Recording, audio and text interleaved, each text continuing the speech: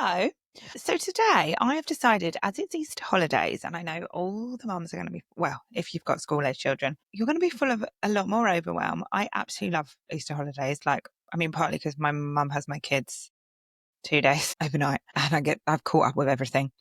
But it is really overwhelming. We're all out of routine. I'm working less days. And although routine is annoying and I hate school runs, we need that routine. It's like, yeah, I feel like I'm being chased by a lion for the first hour. No, 2 hours of the day, maybe even 3 hours of the day. But then we get the calm after they're dropped off. And in the Easter holidays, there's no dropping off. Everything is confusing.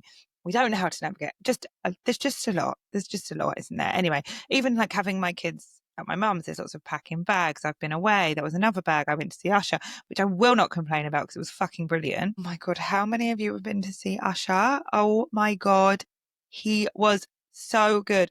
As a millennial, I felt like I was 17 again. I was with all my best friends. We were singing our hearts out. We knew every single word. Yeah, if you didn't see Usher, well, there'll be someone else who's just as nostalgic for you who will remind you how fun you are. That's actually something that I would really say helps reduce anxiety. Having fun with your friends and doing things that really light you up. Today, I am going to have 5 quick tips that you can do anywhere. That when that feeling, like I had it yesterday, I woke up, I had so much to do and I woke up feeling panicked. And the feeling that we get is like we are being chased by a lion, and we're not being chased by a lion. We've just got an overwhelming to-do list. We know that there's no one who's going to pick up the slack. And actually for me, I was worrying about nothing. And when I came downstairs early and I wrote out my to-do list for the day, and I was like, oh, it's not actually as bad as it was in my head. The day feels completely manageable. And so that's going to be one of our tips, writing things down. Okay. So I know in reality, most of us don't have loads of time. I don't have loads of time, but it is my job to look after my mental health. Like I wouldn't be a very good counselor if I wasn't actually practicing what I preach. And I do everything I am telling you, I practice, I promise. I have so many tools. And I didn't learn them from my mum. My mum has 0 tools. And that's one of the reasons that I wanted to do this podcast, because I think it's so important that not just we're doing these things, but we're modeling them to our kids. Because before I learned them, I was just like my mum, navigating the world, feeling like it was just normal to be overwhelmed and anxious all the time. And I had nothing I could do about it. And my mum genuinely, when we have these conversations, it's like, you just live on a cloud. I'm like, no, I don't live on a cloud, Mum. I just have tools that help me when I'm feeling stressed to calm down. And it is a real thing. And you don't just have to accept that anxiety is something that we have to live with. And if you don't believe me about that, I want you to just think, how would it feel to have your children feeling anxious like you do all the time? If you knew that that was going to be their reality, like for the next 80 years, 90 years, 100 years, they're just going to feel anxious and overwhelmed and like life is hard. I don't want my kids to feel like that. So the best way to make sure that that's not their reality is to teach them now the things that I never got taught by my mum, and to become the mum that we needed. Okay. So firstly, the first thing I would say is deep belly breathing. Now, I read at the beginning of the year, Let Them, but by Mel Robbins. And basically, the whole book is about being able to do deep breathing. And so with deep breathing, you don't have to do Let Them. You can go onto well, you probably can on TikTok, but that's not what I meant. YouTube. Go onto YouTube, any sort of breathing video to help you calm your nervous system. Any sort of breathing that you can do to help calm your nervous system. And the reason that this is so good, because I like to have the science with all this stuff. And I was actually talking to my friend the other day about this. I always said I hate science at school, hated it. But now with my work, I'm obsessed with understanding the science behind how everything works, because I don't want to be telling you something and you saying, oh, meditation's woo woo, and it's not woo woo. There is science behind it. Deep breathing, there is science behind why it works. So when we take deep belly breaths, it activates our activates our parasympathetic nervous system, your rest and digest mode. This lowers cortisol. Cortisol is our stress hormone, and tells your brain yourself. Even if you just do this for 60 seconds, it makes a difference. But I promise you, I set a timer for 5 minutes to do this stuff. I'm not so great at sitting down for 15 minutes meditating. even though I would argue that I have 15 minutes on social media, so I've got 15 minutes to meditate, but 5 minutes is manageable. Just turn off your devices. Well, obviously, if you're listening to a guided meditation, you need that. But 5 minutes. And if you're telling me you don't have 5 minutes, your kids can watch TV for 5 minutes, your kids nap for 5 minutes. Even if you're nap trapped in the car. One of my favorite places to do it is when I'm in the car, because I'm like trapped in the car. I like to do it when I'm in traffic. When you're in traffic and your brain starts spiraling into, well, as my friend said, her mum sent her a message the other day saying this bloody country, I'm like, there isn't traffic anywhere else. But they're the spiraling thoughts that we get when we're in traffic. So when I'm sitting in traffic, I like to do deep belly breathing. And you just sit there and you can do breathe in for 4, hold for 7, and exhale for 8. But yeah, you don't have to do it for more than a minute. But personally, I feel like after 5 minutes, I feel like a whole brand new person. I'm like, oh my God, why have I been putting this off? Why do we put this stuff off? Because it's 5 minutes. And like I said, we'll spend 5 minutes scrolling. We'll spend 5 minutes texting. We'll spend 5 minutes doing a million other things. Everyone has 5 minutes. And after that 5 minutes, you come back as a better human, as a better mum. And I always say to myself, this is how I talk to myself in my head.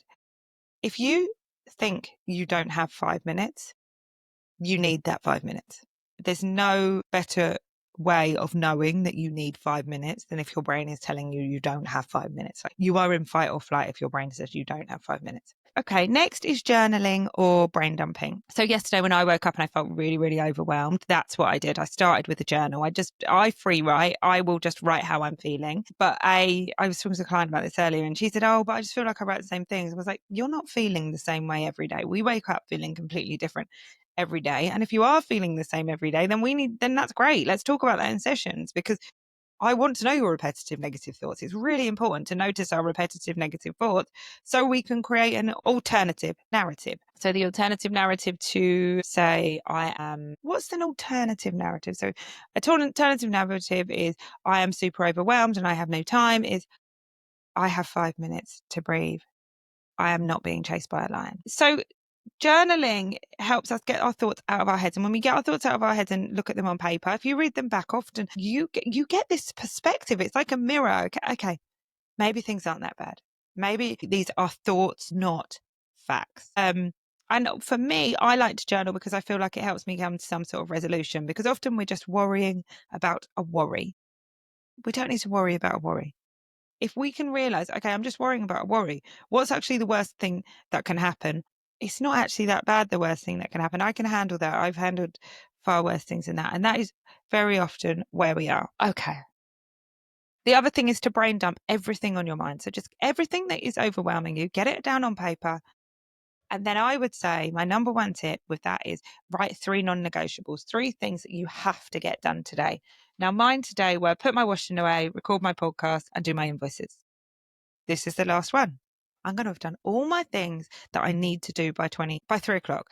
Now, are they all the things I need to do in the world? Of course not. There's plenty of other things that I need to do in the world, but my to-do list will not be done until I'm dead. So at least if I have 3 things that are non-negotiable, I can feel proud of myself. I know I've done the most important things. Everything else can wait. Okay. I'm just trying to do this as quick as possible because my kids are going to be home soon. And it's Easter holidays, and done is better than perfect, because that's my motto in life. And also, this is really, really good. Like, I know this is really important for now. Maybe I should have done it last week. Let me know how your Easter holidays are going. Are you loving them? Are you hating them? Are you waiting for school to come back? How are you feeling? Okay. Have you had any help, or have you been doing it all alone? Because me, I'm very grateful. I've had a lot of help. So next is put your phone down. Put your phone away. After this, put your phone away. And make a cup of tea in silence. When we put our phones down and mindfully drink a cup of tea, we reduce the sensory input and decision fatigue that we are going through. We have to make so many decisions as mums all the time.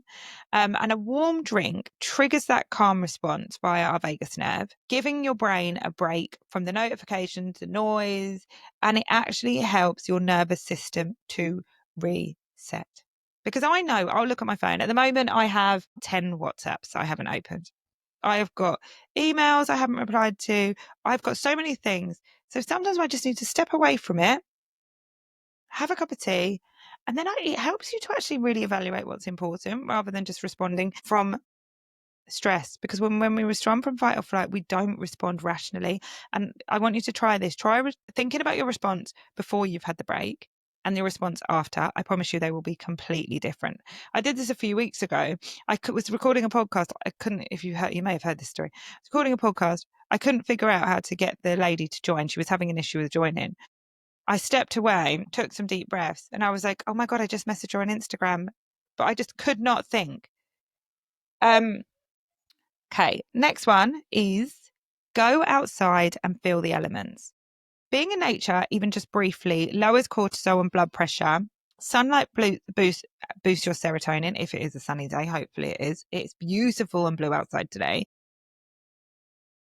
And if you can walk on your grass, I haven't done that. I always think about doing it.